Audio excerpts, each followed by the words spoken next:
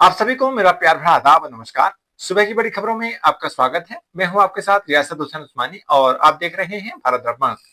सबसे पहले बात करते हैं बाजार दर्पण की।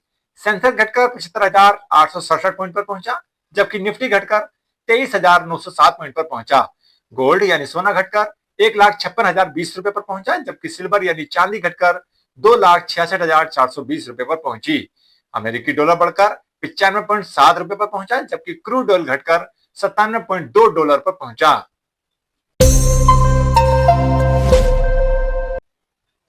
बढ़ते हैं अगली खबर की ओर। देश के करीब 81 करोड़ गरीबों तक समय पर और पूरी मात्रा में राशन पहुंचाने के लिए केंद्र सरकार सार्वजनिक वितरण प्रणाली यानी पीडीएस में बड़ा बदलाव करने जा रही है। प्रधानमंत्री मोदी की अध्यक्षता में बुधवार को आर्थिक मामलों की मंत्रिमंडलीय समिति ने नई सातक पीडीएस योजना को मंजूरी दी है। इस पर 5 वर्षों में 25,530 करोड़ रुपए खर्च किए जाएंगे।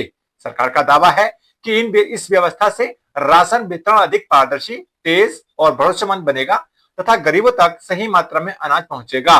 माना जा रहा है कि यदि राज्यों में इसे सही तरीके से लागू किया गया तो राशन व्यवस्था में पारदर्शिता आएगी।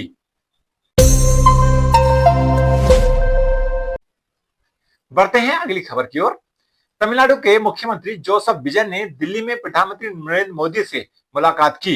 10 मई को मुख्यमंत्री बनने के बाद विजय का ये पहला दौरा दिल्ली की ओर रहा। उनके पार्टी ने 234 विधानसभा सीटों में से 108 सीटों पर जीत हासिल की थी। समाचार एजेंसी एएनआईए के अनुसार मुख्यमंत्री विजय गुरुवार को उपराष्ट्रपति सीपी राधाकृष्णन, केंद्रीय गृह मंत्री अमित शाह, वित्त मंत्री निर्मला सीतारमन और कई अन्य वरिष्ठ केंद्रीय मंत्रियों से भी मुलाकात करेंगे।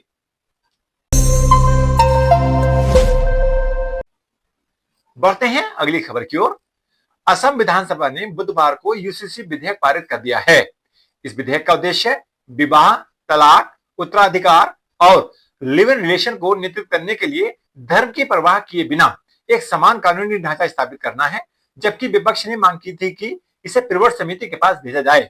इस प्रस्तावित कानून के पारित होने के साथ ही असम राज्य उत्तराखंड और गुजरात के बाद समान नागरिकता संहिता विधेयक पारित करने वाला तीसरा राज्य बन गया है। गोवा में भी एक समान नागरिक कानून लागू है, जो पूर्ववर्ती पुर्तगाली औपनिवेशिक काल से चला आ रहा है।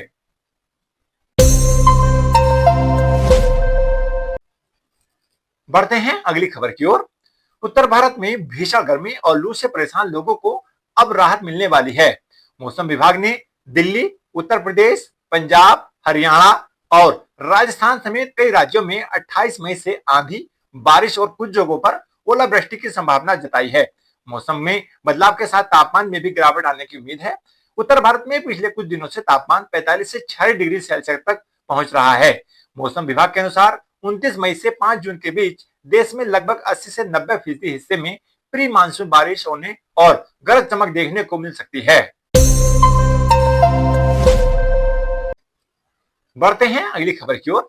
इंडियन कोस्ट गार्ड यानी आईसीजी ने गुजरात मुंद्रा तट के पास एक संयुक्त अभियान में कंटेनर जहाज से 115 किलोग्राम कोकीन जब्त की, जिसकी कीमत लगभग 1,115 करोड़ रुपए के आसपास बताई जा रही है।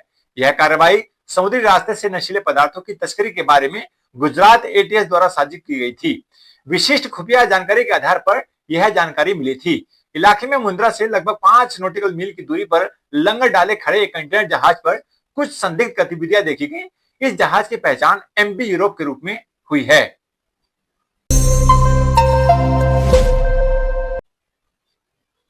बढ़ते हैं अगली खबर की ओर। ईरान, अमेरिका और इजराइल युद्ध को लेकर के एक बड़ी खबर सामने आई है। ईरान की सरकारी टीवी ने बताया है कि अमेरिका के साथ चल रहे युद्ध को खत्म करने के लिए एक समझौता ज्ञापन यानी एमओयू का शुरुआती अनौपचारिक मसौदा तैयार हो गया है। इस मसौदे के तहत ईरान एक महीने के अंदर हार्मुज चैनल से कॉमर्शियल शिपिंग को युद्ध से पहले स्तर पर बहाल करने को तैयार है। मसौदे के अनुसार अमेरिका ईरान के आसपास अपनी सैन्य टुकड़ियों को वापस ले लेगा और नौसैनिक पनाहबंदी खत्म कर देगा। हालांकि यह प्रारंभिक समझौता सैन्य जहाजों को शामिल नहीं करता है। ईरान ओमान के सहयोग से होर्मुज की जहाजों की आवाजाही कंट्रोल करेगा। ईरान ने साफ किया है कि बिना ठोस सत्यापन के कोई भी कदम नहीं उठाएगा।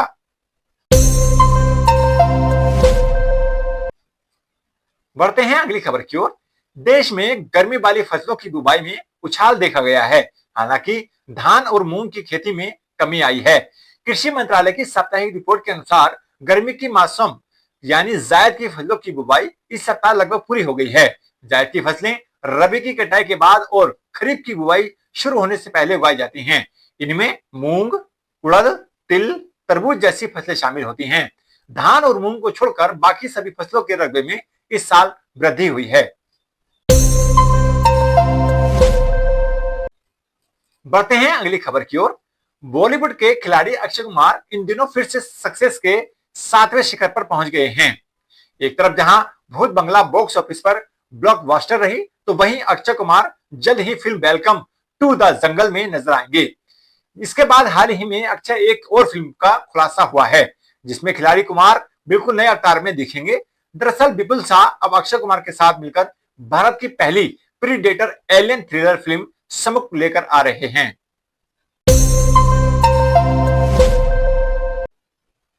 बढ़ते हैं अगली खबर की ओर। रिलायंस जियो ने बुधवार को भारत में एक नया जियो ओटीटी पास लॉन्च कर दिया है। टेलीकॉम सर्विस प्रोवाइडर के मुताबिक इस नए प्लान को ऑल इन वन इंटरटेनमेंट और कनेक्टिविटी ऑफरिंग के तौर पर पेश किया गया है। ये एक सिंगल 28 दिनों के पैक के तहत ओटीटी बेनिफिट्स, लाइव टेलीविजन और मोबाइल डेटा को एक साथ कंबाइन करता है। कंपनी का दावा है कि इस बंडल में मिलने वाली सर्विसेज की कीमत करीब 1,500 रुपए प्रति महीना बैठती है, जिसमें 15 प्रीमियम ओटीटी प्लेटफॉर्म का सक्सेस, 1000 से ज्यादा live TV channels, 30 GB high speed data और अनलिमिटेड 5G कनेक्टिविटी शामिल है। इस नए जियो ओटीटी पास की कीमत 200 रुपए है और इसकी वैलिडिटी 28 दिनों तक है।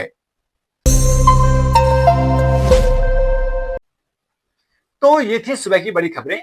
ऐसी ही खबरों के लिए देखते रहिए भारत दर्पण। चैनल को सब्सक्राइब भी करें ताकि ये खबरें सबसे पहले आपके पास पहुंचे। धन्यवाद।